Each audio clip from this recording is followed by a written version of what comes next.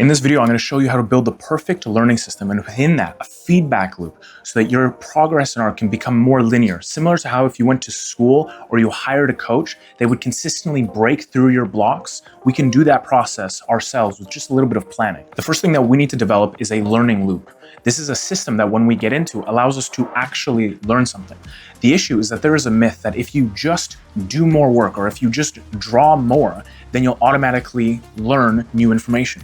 But the process of learning only ever happens when you have a change in your actions or in your behavior. So if you watch a YouTube tutorial or you take an art course and it doesn't change the way that you practice or the way that you look at something, then learning didn't actually happen there. And you can stay in that false loop your whole life. So we need to change that. The learning loop that we're going to build is a three-part system: inputs, connections, and outputs.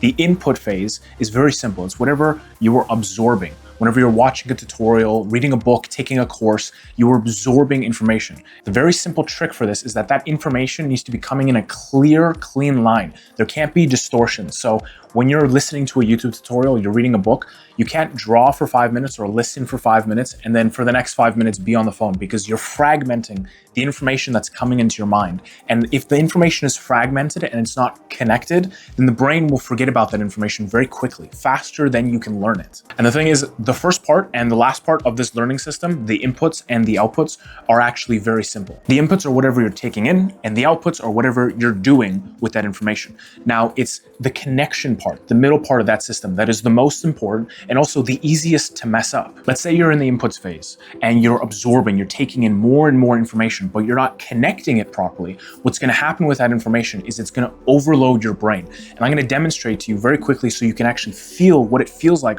when your brain goes into a state of overload and just drops all of the information. Okay, I'm going to give you a list of numbers that I want you to add up so at the end you have one large sum. Okay, 2 plus 5 plus 10 plus 23 plus 47 plus 86. Okay, now unless you're a math wizard, you just felt what it feels like when your brain enters a state of overload, when it can't keep up. This happens when your brain doesn't yet understand how the information connects together, when there's no connections that are being made in that state yet. So then the brain just drops everything. And I can continue to list off numbers for you for 10 minutes, 15 minutes, but it doesn't mean that any learning was actually occurring there. And this overload feeling is very simple, but once you feel it, once you understand it, it's very easy to avoid that trap. When we form those connections, or another way of saying it, when we form those understandings, our brain can follow along very easily. It can do 2 plus 5 plus 10, and it understands what's happening. But the moment that we reach a level where the brain doesn't understand something, where the connections haven't been made yet, it drops everything. So if you're trying to absorb information about an art fundamental and your brain doesn't understand it, and you just continue to pile on more and more information, eventually your brain is going to tap out into that overload state and drop everything.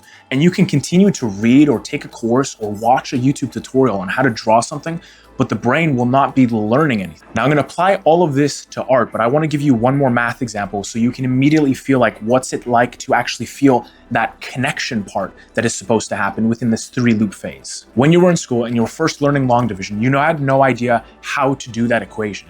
You had the first 3 fundamentals under your belt of addition, subtraction, multiplication, and you had to have those fundamentals under your belt in order to get to the long division. It was the natural progression. And now that you've gotten to this place of learning long division, you would need guidance from a teacher or from completed answers as references to help you with your answers. You would need those completed answers to help you understand the pattern that is long division. And as you did more and more answers, you started to see the pattern. You started to understand the pattern that was required to do long division. And it was using your past fundamentals that you had learned previously to obtain this new skill. And the more that you understood the pattern, the more that you would push away the references and the guidance of the teacher to test yourself, to test your ability of how much you actually understand the pattern of how to do long division. As you were testing yourself, you could tangibly feel that you have learned something. You could get up from your seat and you could say, I now know how to do long division better than I did when I first started. And you could even go and teach your parents how to do that simple equation. Now that was a bunch of examples with math. How do we apply this to art. The learning loop, or the practice that allows you to understand any fundamental in art, is actually very simple to the practice that we used when we were learning long division. Let's say you have the fundamental of anatomy that you want to get better at. We first need to understand the fundamentals that come before anatomy, which are basic shapes, because if you try to move on to anatomy before you understand basic shapes, before you understand how to manipulate basic shapes, you're going to end up overloading your brain, and you can continue to watch courses and videos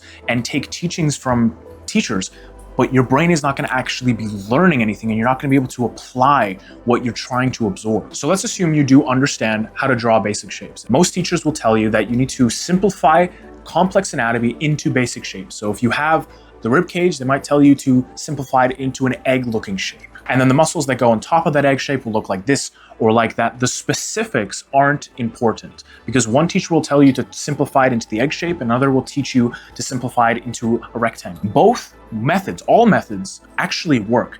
It's not about the methods, it's about how you learn those specific methods that matters the most. So let's say you're learning from a YouTube video about how to draw the rib cage as this egg-shaped thingy. First, you use the reference and you copy from the reference, and then you compare with the reference. You can overlay your drawing with the reference. In digital, this is very easy. If you're doing something like traditional, you would first draw on tracing paper, and then you would overlay it with the reference, and then you would compare. Try to notice what the differences are between your drawing and the reference. Is maybe your rib cage too long, or your egg shape too long or too wide? And whatever it is, write that down. Art is a very visual skill, but we can write down what we see visually. And the act of writing down what you see next to your drawings, there's a whole science thing about how important it is to do both of those things next to each other for actually storing information into your long-term memory and making it so it sticks there for a really long time. But that is another video. Now, when you're finished taking your notes and you're finished comparing, you're going to do the same thing that you did when you tried to learn long division.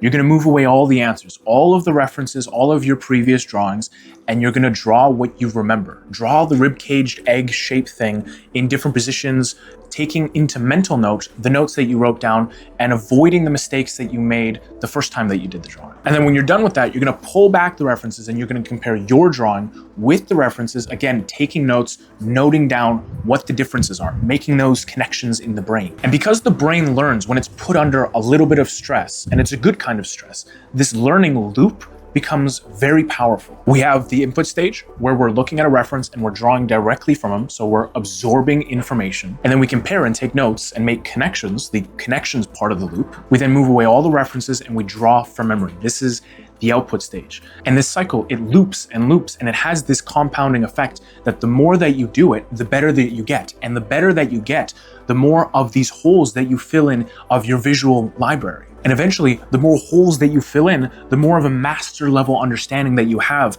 of this fundamental. And then boom, your brain understands what the fundamental is, and you can move on to the next level. Now, when you do this kind of exercise, you need to expect and be totally okay with the fact that your drawings are gonna look a little wonky. They're not gonna look super appealing because you're drawing from memory. And as a beginner or as an intermediate artist, your visual library is very fragmented, or meaning that it has a lot of holes in it at the moment. But every time you go through this process, you're filling in that hole about that thing that you're trying to learn. Let's say that you're trying to draw the ribcage egg looking thing, and all of your drawings, your memory drawings, are a little bit too long.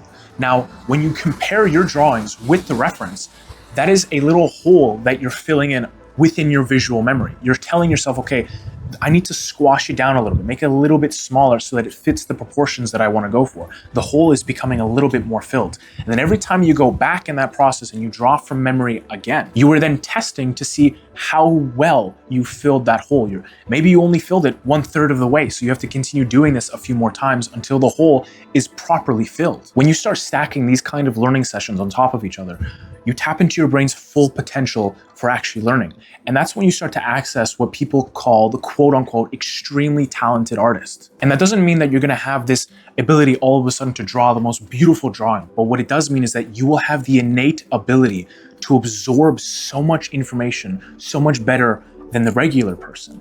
And that is the only difference between the gifted artist and the regular artist. The gifted artist didn't come born knowing how to do color theory. They had to learn how to do color theory. But when they were studying color theory, they gained 50 levels per session, whereas the regular person only gains 1 or 2 levels. And the gap between only learning 1 or 2 levels and learning 50 levels is really big. It's really massive, the amount that it shows up in your skills. Because look at how fast the brain overloaded with that math example.